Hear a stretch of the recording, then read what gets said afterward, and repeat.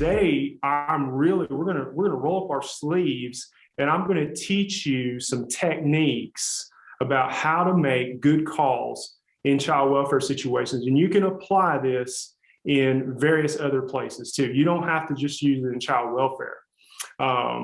So I do want to jump into that in just a minute, but the simulation is my heart, it's my passion, it's what we do. You're actually in the classroom area of our simulation lab here in Hendersonville, North Carolina. And Ryan is in his library where he does all his research and collective works there. So that's why we do what we do and what we're passionate about.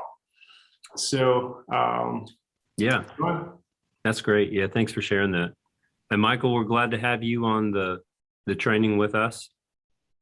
Kevin, you know, I'm sure we'll have some more stragglers jump in here pretty shortly, but I say we just go ahead and jump in. But before we do, I just want to kind of give Kesha and Michael a little bit of an understanding. This is technically like part 3 of our critical thinking.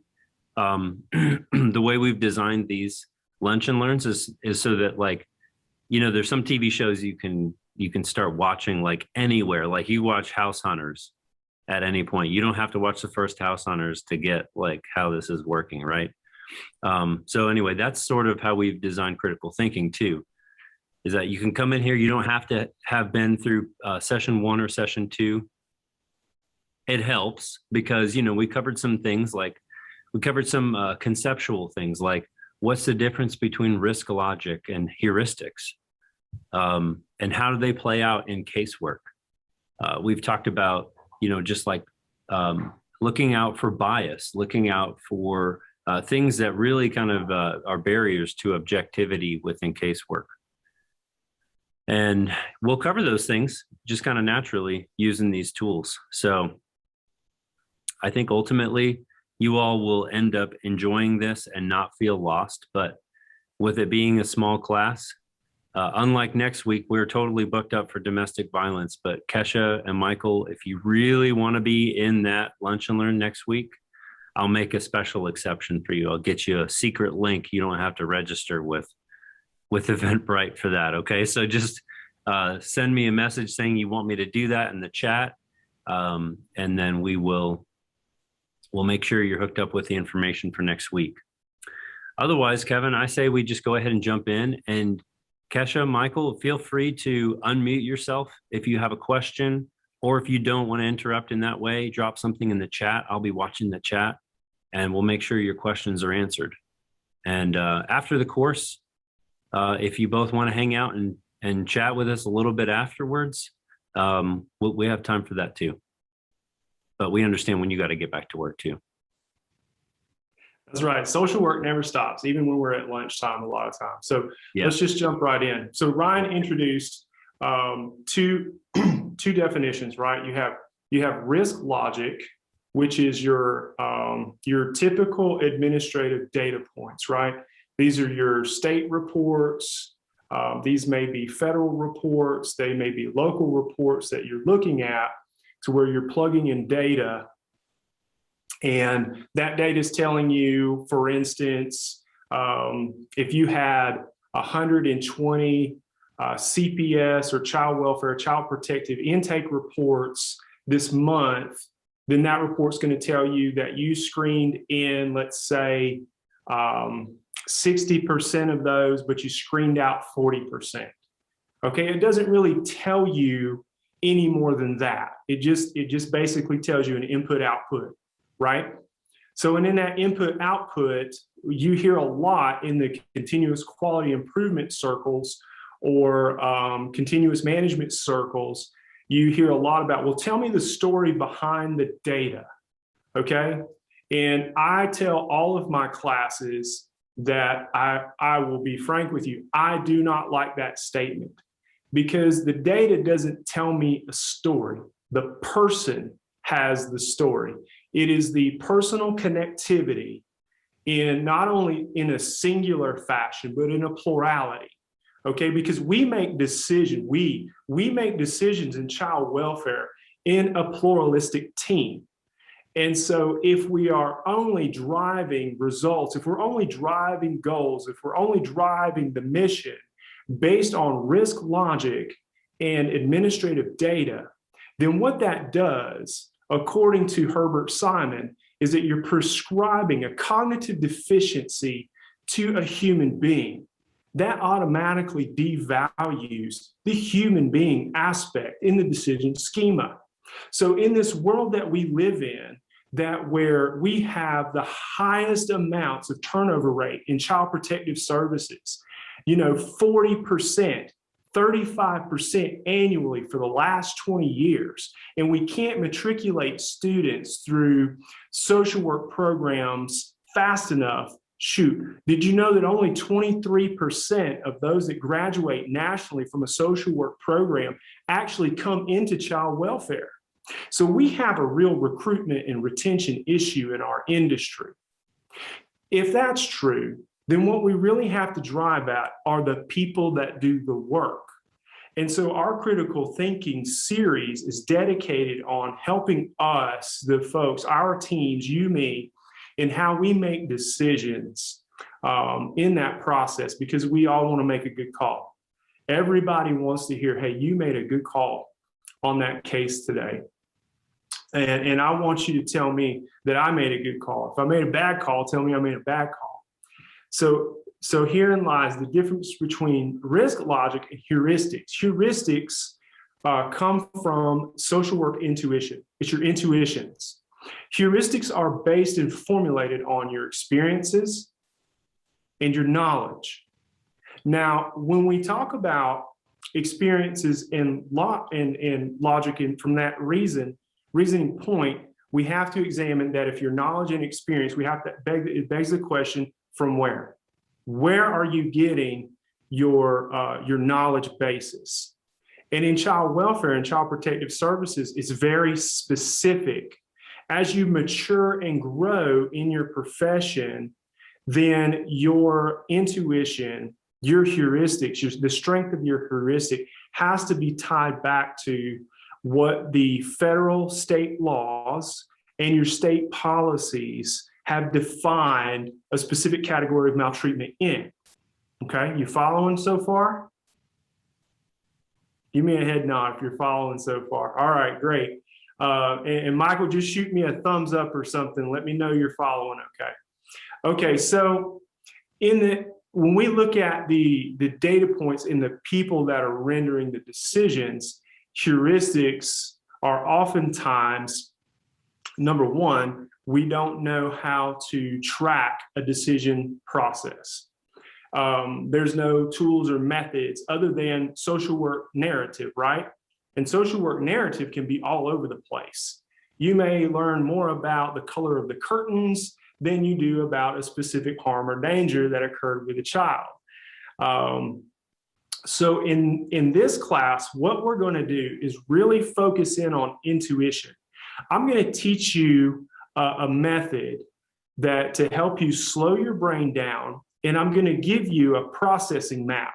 I'm not going to certify you in that processing map, okay? This is a tool that we developed here at Real, but I at least want to introduce it to you to whet your appetite so that you may want to come back and work with us some more and learn how to use this tool more proficiently and let us certify you in the use of that tool. But I want to show you the power of how this tool works. And so when we look at that heuristical point, you think about talking somebody through that decision. You get somebody that's really hyped up in a situation, if they're going out on a sex abuse case or they're going out on a severe physical abuse case, then the brain automatically is in somewhat of crisis because most of us that do child protective investigations, we're adrenaline junkies anyway.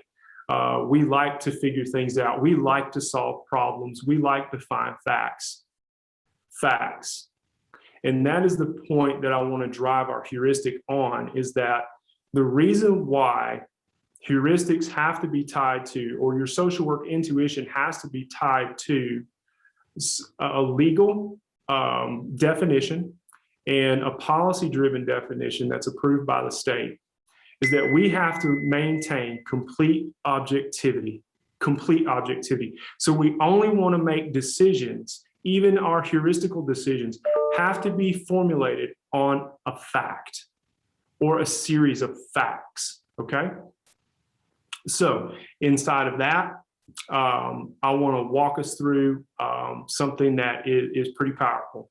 So let me stop right there. That was a whole lot. Anybody have any questions? Because I want to go ahead and introduce a scenario, and then I want to introduce the structure of the tool, what we call the good call tool. Okay, hearing none at this point, I'm going to move on. I try to keep things as simple as possible, right? Keep it simple, social worker. Okay, so let me give you a scenario. Let's talk about a situation that we may often run into in child welfare circles, okay?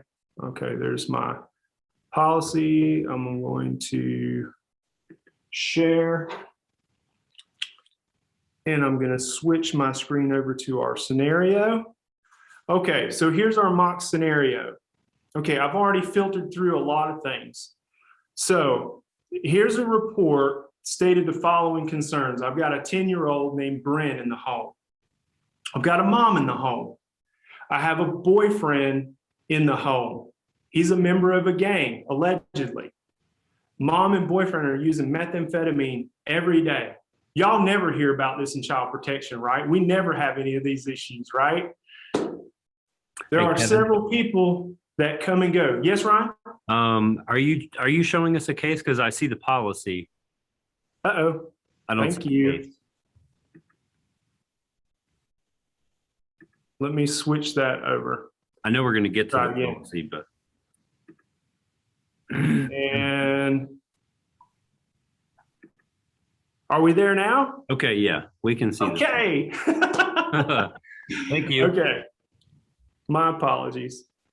All right, so here are the concerns so that you can see them on the screen there. So we've got 10-year-old Bryn. We've got the mom. We've got the boyfriend who's a member of the gang, allegedly. Mom and boyfriend are using methamphetamine every day. We've all agreed we never deal with this in child protection. There are several people that come and go from the home at all hours of the night. The mother works and the boyfriend does not. The boyfriend has at least 2 guns in the home where the child can reach them. Okay, got it. Everybody dealt with reports similar to this? Yes, if you haven't, it's okay. So before we go into the actual tool and whatnot, what I want to say, the question I want to ask, right? Without looking at any policy or any law, let me just ask a question. Would you accept this for a child protective investigation?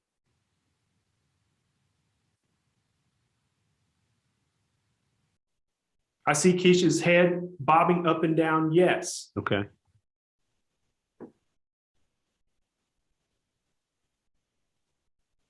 Oh, got something in the chat here. Okay, thank you, Yep. Ryan. Yeah, it's just another affirmative from Kesha. Affirmative from Kesha, okay. So let's say, okay, so without looking at policy and law, and some jurisdictions may rule this out. I don't believe so with my study of all the jurisdictions at this point. There's at least one element that I believe captures every one of the 50 state jurisdictions in the United States. Now, outside of that, I have no idea. I just have an expertise in what we do here in the US. So there's at least one point that touches each one of the state laws for an acceptance, okay? So that's our intuition. So the next question that we ask in the situation is, how do we know what we know, right? We have to tie it back to a legal basis and a policy definition. How do we know what we know? Okay, so keep that in mind. So the first thing I want to do before we tie that back is I want to introduce to you what we call the Good Call tool. Now, it's a really simple tool, and you may have seen things that are similar that are out there, but this is a research-based, it's an evidence-based tool that we have created here at Real Academy that sets us apart. It's forensically informed. from the various studies that I've done and some of the trainings and certifications that I hold in the forensic world, it actually comes from, part of it comes from a criminal profiling tool that I was trained in using. So we're not going to criminally profile anyone, but what we want to do is look at our decision schema, because really what we're at the end of the decision making process is that you're really profiling a maltreatment type, not a person, but you're looking at, has harm or danger happened to a child? So how do we do that? Because this is a very exciting report just on these small bullets, right? I'm ready to go and get charged. So number one, slowing the brain down. Okay, this tool is important because we're going to slow our brain down. And so it's a real simple tool. Hey, Kevin, we can't see you on the whiteboard. It seems like I would be used to this by now, right? In this COVID age, as much as we teach on Zoom, it seems like I would remember to push the stop sharing button. Okay, all right, so let's go to the board. It's a very simple thing. It's a 4-quadrant, and there's a reason why it's 4 quadrants, and you will explain that later. But here in this top quadrant is information. Because in child welfare and child protective services, you get a lot of information dumped on you, right? A lot.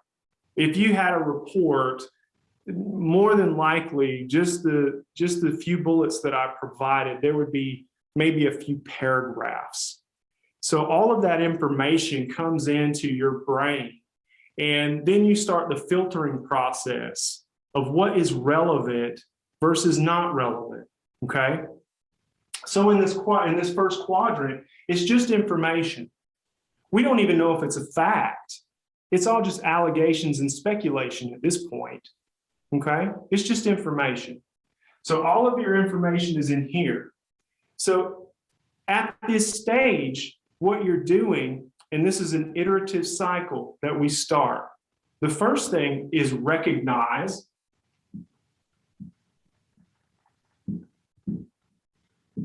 We have to recognize the relevant information. Okay, that's another big word. Underline relevant. You're recognizing relevant information. Question is, relevant to what, Kevin? It's relevant to the definition of maltreatment. So in the state of North Carolina, I have about 17 sub-definitions of maltreatment. And so I'm looking at all this information and using those definitions as a filtering point to find the most relevant connectors. Because if I can't, then this is going to be a screen out, right? Yes, absolutely. Even if I feel some kind of way, I feel that this child is in danger, the court does not care about how I feel. The court wants to know, what did you observe and who told you what? That's what they want to know. They don't want to hear, well, I really felt this was dangerous. That's not going to fly in court. So the first box is all the information goes in, and we're recognizing the relevant information that's given to us. Once we have all that in, we begin to examine, okay? This is intuition. The second box is intuition. This is where we really exercise our brains. We take our brains straight to the gym in this intuition. And the second phase of the iterative process, and this is what we call the investigative branch, y'all. So you have a name of a quadrant, and then you have a component of the investigative branch that's iterative. You're always working through this iterative cycle. The second stage of the iterative cycle is examine.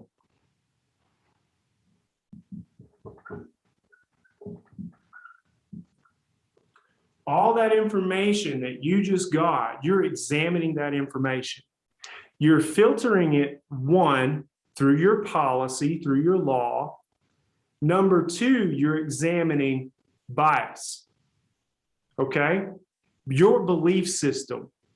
Your belief system is key in decision making, especially when it comes to this heuristic that we're encouraging you to build a strong, mature heuristic around decision making.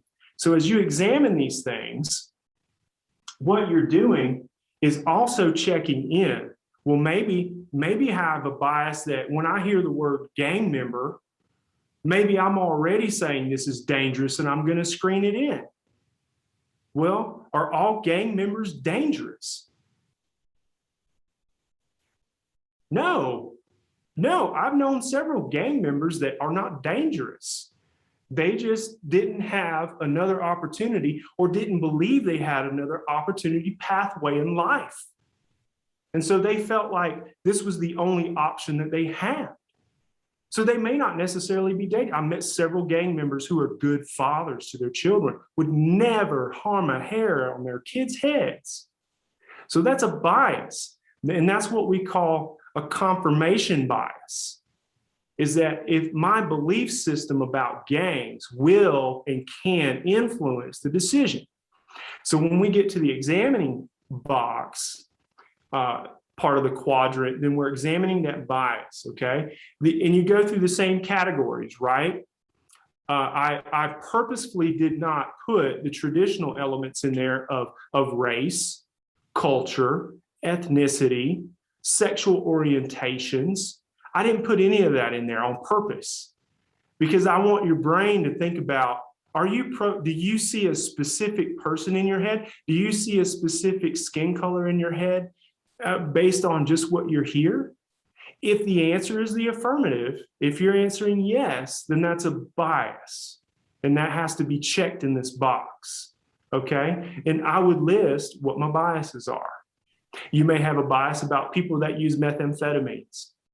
There are some social workers that we've trained that if they hear the word methamphetamine in the report, then they're screening that in and they're just frothing at the mouth to go take custody of these kids, right? Because there's no reformation, there's no reform, there's no ability to change for people that use methamphetamine, okay? So in the examination process, we're examining relevant intuition. We're checking our intuition. We're checking our intuition by getting a closer look at the information, okay? Next box, we move into action, which is also, action is the third quadrant. And the next phase of the iterative cycle is interpret. Now that you've collected the information and you've had time to examine the information, now you interpret the information, right? So let me write this up here really quick. So this is interpretation, interpret. Hey, Kevin, if I could interject too, just one thing I like to help students understand about the good call tool is that it's a tool built on another tool, but that actually has a tool that operates within it, like the iterative cycle, the investigative branch that you mentioned before. Like that just helps me to understand it better, and it's helped me clarify to students who had questions about that. Thank you, Ryan. The good call tool really, kind of just, it takes shape and form like anywhere in your notebook, on a whiteboard like you're doing right now, like you're demonstrating. But it's meant to be something that like, you don't just go through the 4 quadrants once and you're done. It's something that like, it has a lifespan that's more related to the case and something that's supposed to help you all throughout the life of the case, but that it's driven by that investigative branch. So I just wanted to, sometimes that helps people understand it a little bit more, that it's a tool that has a tool that operates within it. Yes, thank you, Ryan. That's always helpful because it's true. If you have more information that comes in, because this is just one part of the case, right? As you receive more information, it kicks the iterative cycle back into process because you follow the exact same process. Yeah, exactly. Right. And I'll demonstrate that for you when we get to the analyzing the points here. So in the action phase, these are the actions that you would take. Actions come from also law and policy. The actions that you take on a report have to be rooted in law and policy. You can't create actions arbitrarily based on how you feel or what you think. The actions, because Child Protective Service is a federally mandated program, a legal structured program, an involuntary service for families, then everything has to be anchored in the legal justification to provide said service, because we don't want to intrude on families if we do not have to. So actions go in this box, and the actions are rooted into those legal parameters. The last quadrant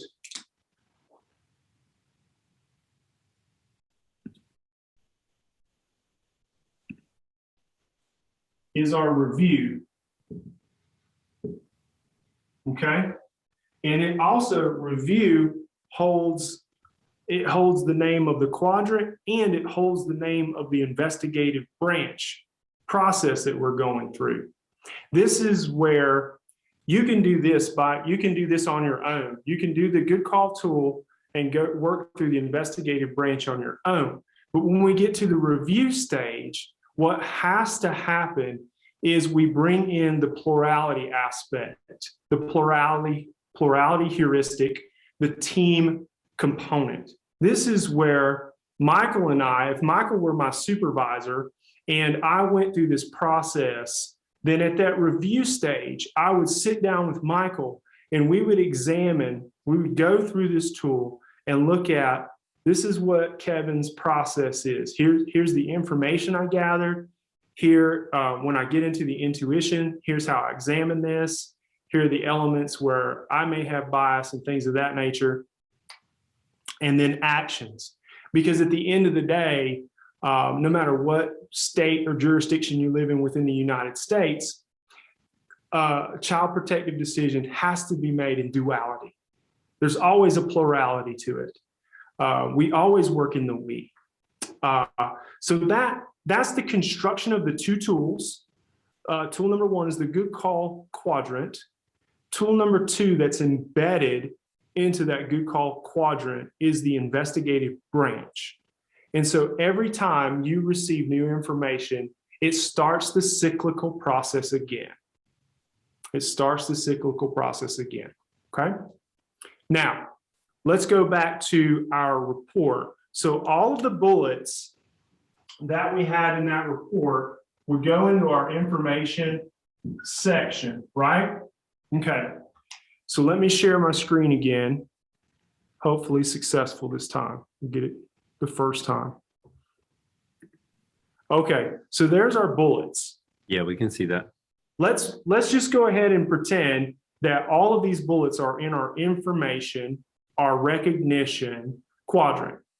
Now, in the intuition, this is where you want to, number one, ask questions. What kinds of questions would you want to know based on these bullets? You may want to know the mother's age. You may want to know the address, right? Where do these folks live? You may want to know how, where are the neighbors situated? You may want to know, where does 10-year-old Bryn go to school? Because I want to know if who the reporter was, what the relationship is. Right, Ryan. Why would that be important? Well, because that's a statement from someone who's most likely witnessed some of these things themselves, and I'd want to know, like, what was the context of that. Right. At this stage, they really are. They're a material witness to the potential maltreatment. And there's somebody that we can always call back and get more information from at that point. Not that we would subpoena the reporter. That's a federal law. We wouldn't do that. However, they usually have way more information than what's generated in the report, typically.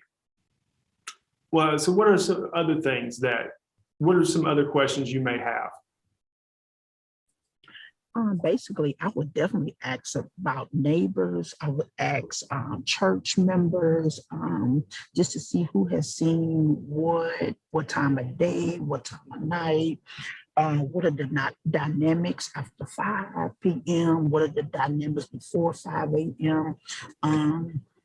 Just a lot of different clues that you can, especially with a 10-year-old. Are they left alone, or are they latchkey kids, or just a lot you could ask. Yeah. Exactly. That's why I love this section of the tool, is that it really gives you the opportunity to explore curiosity, right? Yeah. And Kevin, it's one of my favorite parts of the tool, because this is where really that team aspect that you were talking about before, the plurality, it really comes alive. Because if I'm taking a report, I've received the report, I get off the phone with the reporter and I go and meet with a coworker or my supervisor. This is what we're talking through initially. Like, I'm kind of doing like sort of a brain dump of all the information I just collected with them. But then together with this other person, I'm thinking of questions. I'm contributing some, they're contributing some. And it really does a lot in terms of removing bias from the picture. Mm-hmm. I'm not the only one responsible to identify my own bias. It's also that accountability aspect within a team where they could say, well, hold on, Ryan, you're getting too excited about the meth, issue in here. Mm-hmm. Like you said before, that was a good example of, having a bias about people who use meth. So anyway, that's what I really like about this part of the tool, is that teamwork aspect. It really strengthens us as decision makers. That's right. Just a quick question. Am I able to go back and look at the first 2 sessions? Is it recorded? But the second one is. Oh, okay. Gotcha. Yeah. Okay. Yeah, Okay. we forgot to hit record on the first session, but but don't worry, we hope to re-record that one, and we'll make sure to get it to you.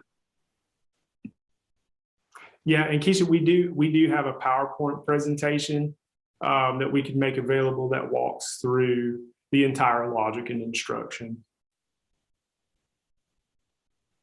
Okay, so also, so in this section, yes, we want to check our intuition. This is where we begin to build that intuition, that good, strong social work heuristic, those social work spidey senses that we all have, those gut feelings. We want to strengthen them appropriately, and we want to feed them. We want to nurture them properly.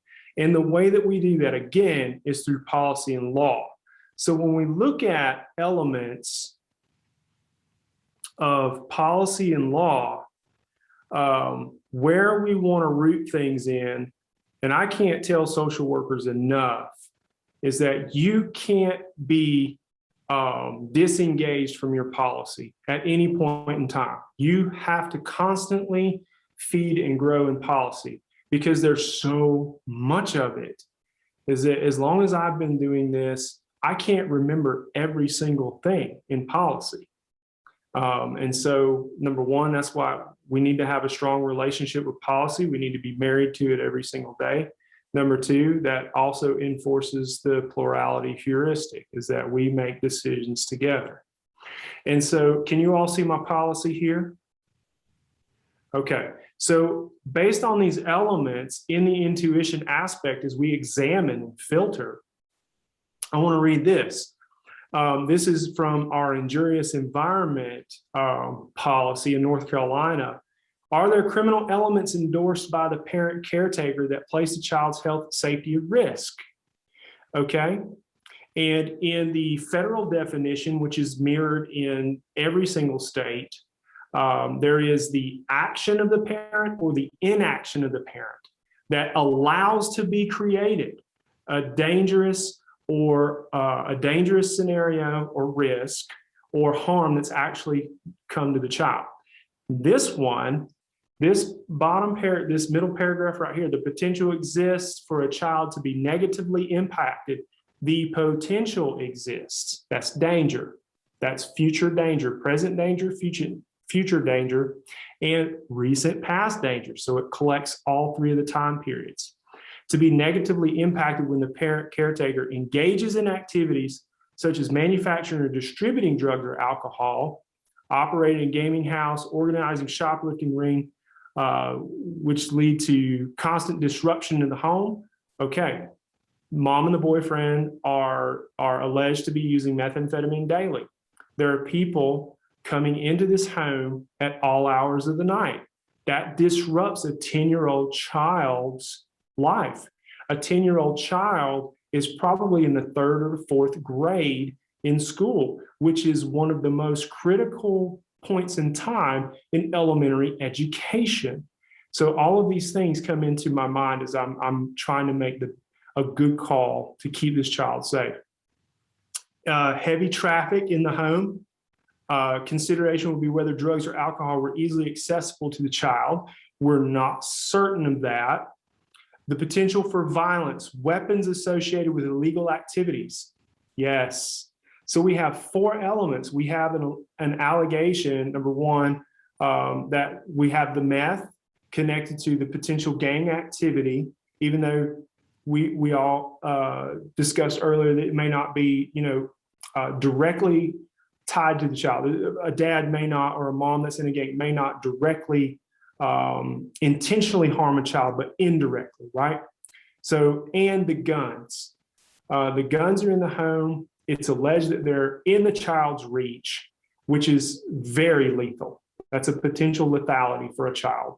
Okay, so those 4 elements, as we examine the information, we check our biases, tie it back to the policy specific, I am very comfortable that we can justify engaging protective services for this child and his family, okay?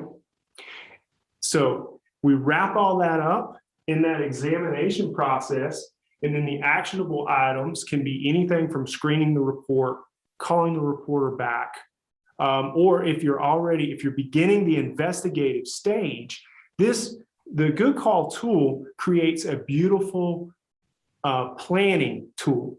So you have something, that intake worker uses this and has all the questions that you and your supervisor has listed out, actually engages in a springboard to help that investigator work through that initiation of that case and ongoing.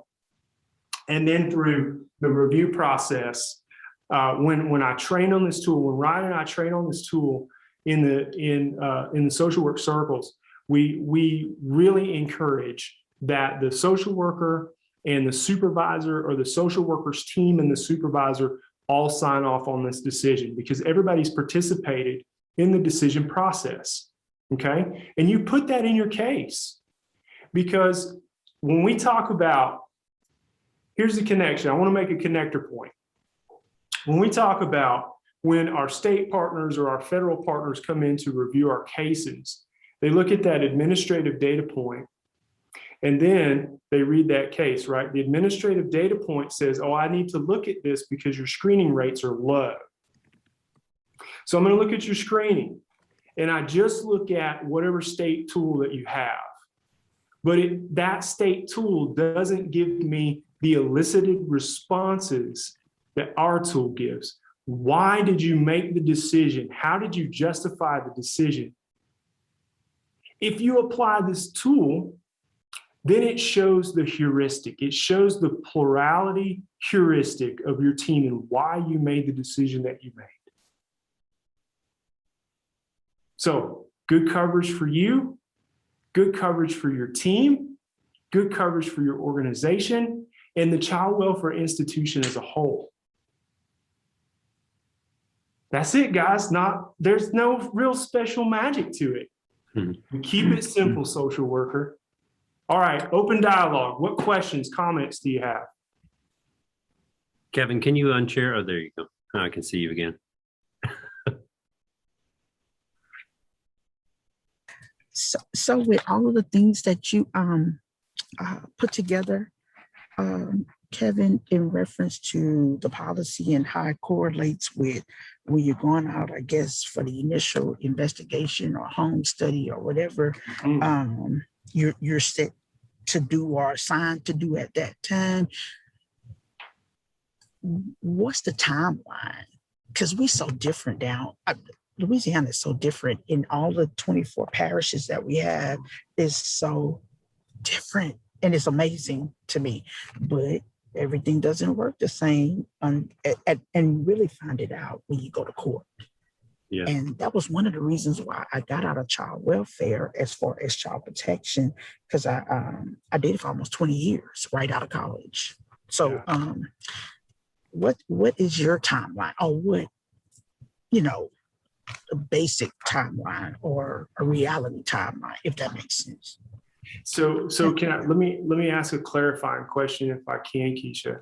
Are you asking me for, like, if we screen this report in, what would be the expected response time to go out and initiate? Starting with that, yes. Okay, yes, that's what I thought. That's what I was thinking. And then you want me to kind of map it. Okay.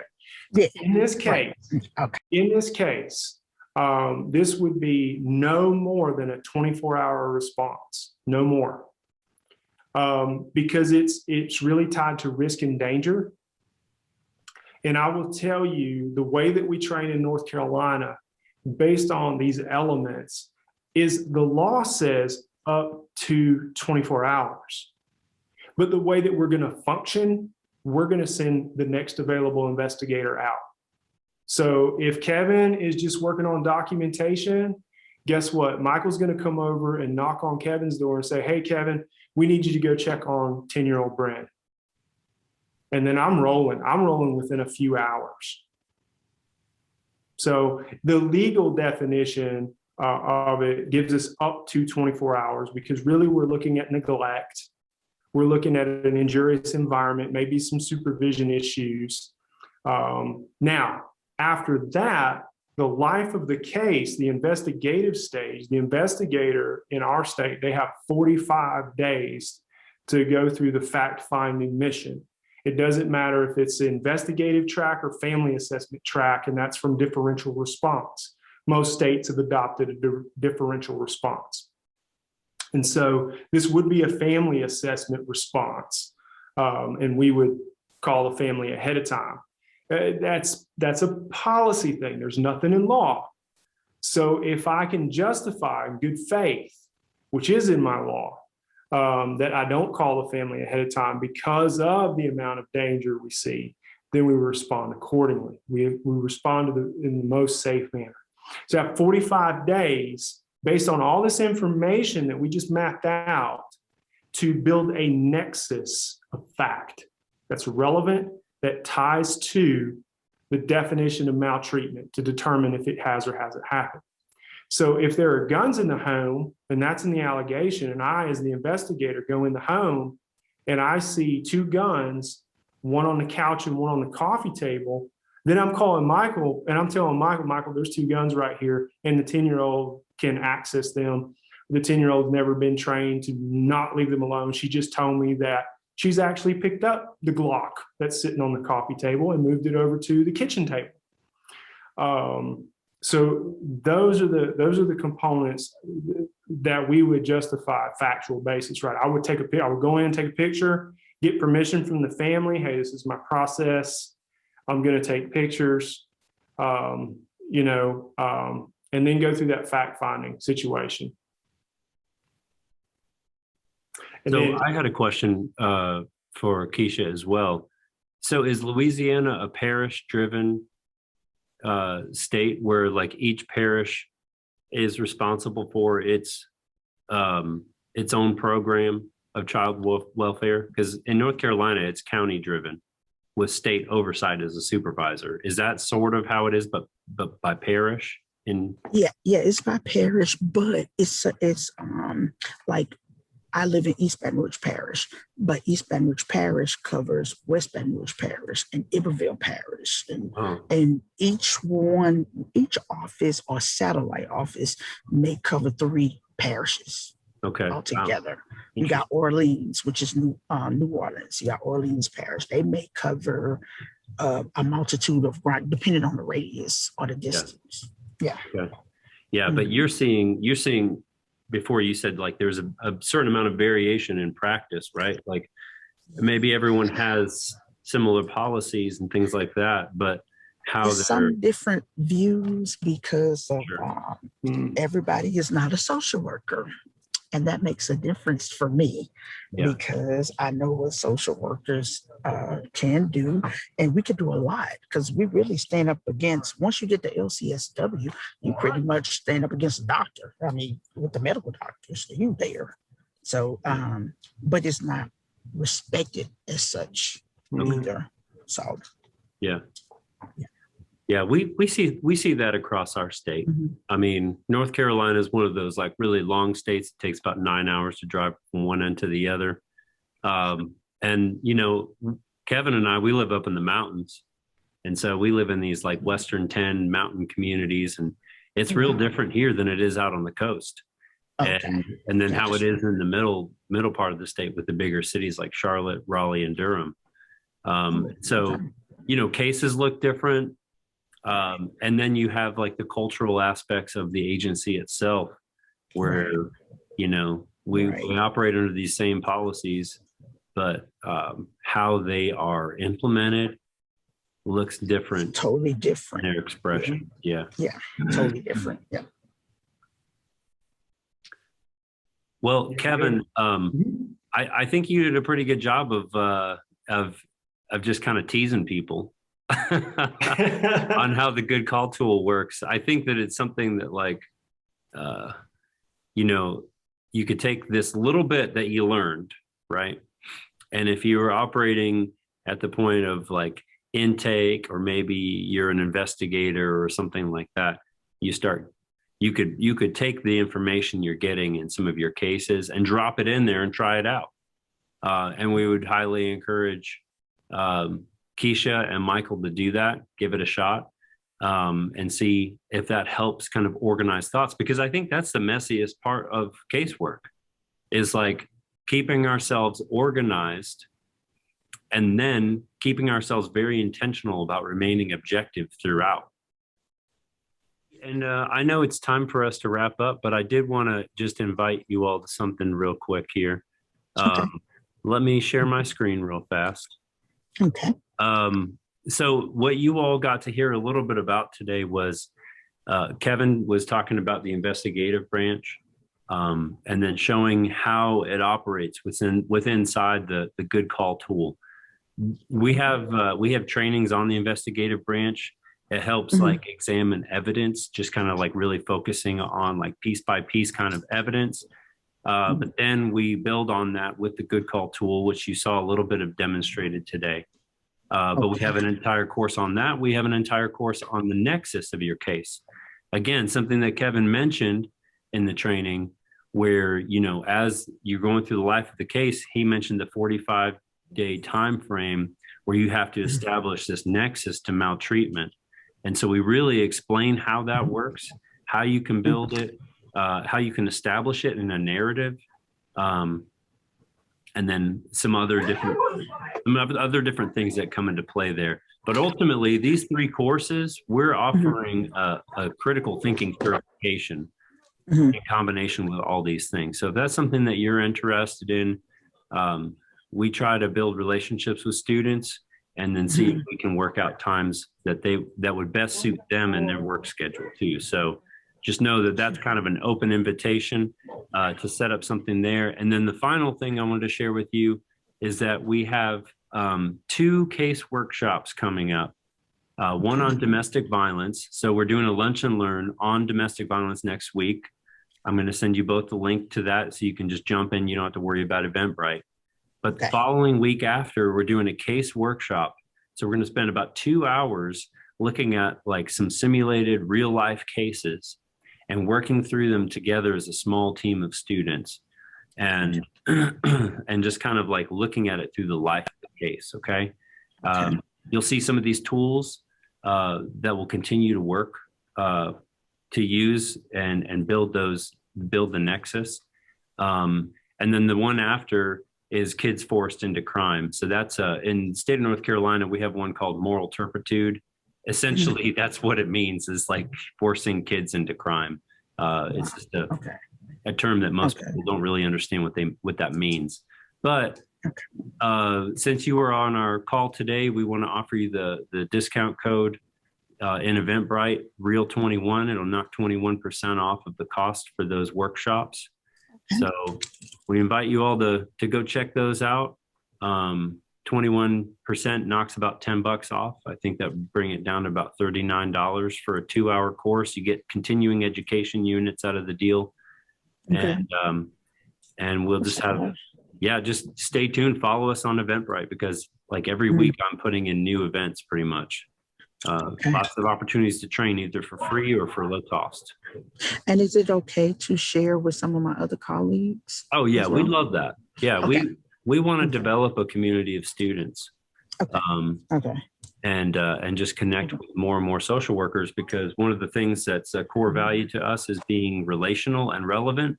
Right. And that allows for us to create training content that actually makes sense to the frontline worker, the stuff that they actually need, instead of someone in a university thinking about what they need. Right. We want to be directly connected to the need itself. So we'd love that. Makes sense. Yeah, that makes sense. Okay, I sure will. I will definitely do so. Well, thank you, Keisha. We appreciate that. No problem. Kevin, did you have anything you want to add before we close out? Yeah, I just wanted to say thank you for joining us today. Thank you for spending lunch with us. I'm sorry we couldn't be around the table breaking bread face to face. Maybe one day we'll be able to, but I appreciate this. I appreciate your dedication and finding ways to train and continue to develop yourselves professionally. And please give us feedback. If there's anything, tell us something that you really enjoyed about today. Tell us some things we can work on, because I mean, we're always growing. We're always trying to improve what we do here at the Academy. And so all that information is so welcome. So please let us know. Well, I appreciate because I'm ready to grow. I want to grow. And I just appreciate the connection just from telling a little bit about myself on LinkedIn. So yeah, we're starting to make some good friends through LinkedIn. Yes, sure are. It's a social media channel that I'm actually making real relationships with people. It's a lot better than Facebook. I just like being in a professional environment. I think that's it's a good place to be. So, and hopefully, like I said, hopefully I can get to the point where I'm actually in platform of teaching at different places as well, or conferences as time, hopefully, when the world open back up, hopefully. That's right. Yeah. Yeah. But that would be great. Yes. I did put the link in for the slides. I shared them through Google for both of you. It's in the chat if you wanted to grab that real quick. But otherwise, I'll follow up with both of you with an email just with the link to the slides and then to the event for next week too. Okay. We appreciate it. Well, I appreciate it, definitely. Thank you You're so welcome. much. I'm glad that was a popular course. You know, this is Domestic Violence Awareness Month, so it seemed to make sense for us to focus on. And guess what? We have a lot of that here as well. It's a woman getting killed pretty much every week. Like, so terrible. I'm ready. All right. I'm ready. Well, we love your passion. Thank you for sharing it with us. Thank y'all so much. Thank you. You're welcome. Appreciate it. Absolutely. All right. You guys have a good one. Okay, you Be too. safe. Y'all reach out if you need anything from us.